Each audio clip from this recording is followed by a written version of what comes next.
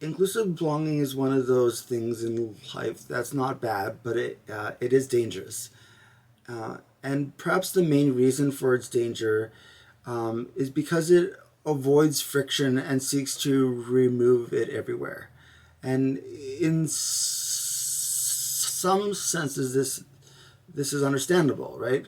We often think of friction as an evil thing that must be removed, whether that's on the road, having like bumps that have to be smoothed out, or we think of the friction between people, right? And friction hurts in this kind of sense.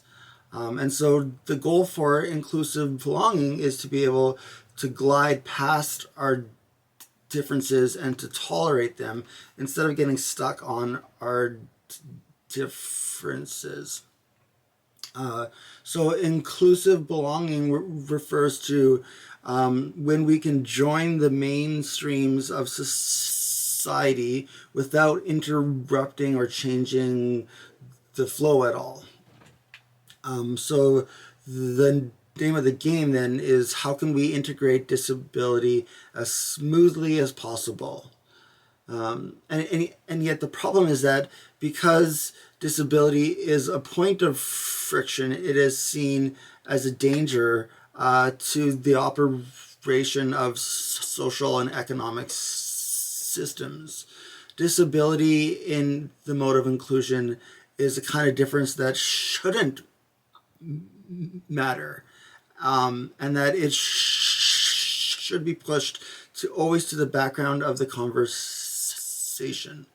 So this becomes a problem then because there's all these parts of oneself that aren't really who you are, right? So in the mode of inclusion, we can say in all the ways that really matter, I am normal just like you. And therefore, because I'm just like you, when you strip away all the things like my disability and my background and all these things like that, we can say that we're all normal just like you, right? So for example, my true voice would be hidden by my stutter, and the true voice would only be heard when I could manage to speak totally fluently, right? So, so the claim then is that I am a normal person when it comes down to my essentials, and therefore I deserve to be included within the main flows of society. So there, this is of course dangerous because disability is a difference that one must continually repress in order to be included within society. This is not really true belonging, right? And yet, inclusion has become a high water mark for disability activism if we're not able to imagine something beyond it. And again, to say that something is dangerous is not to say that it's bad.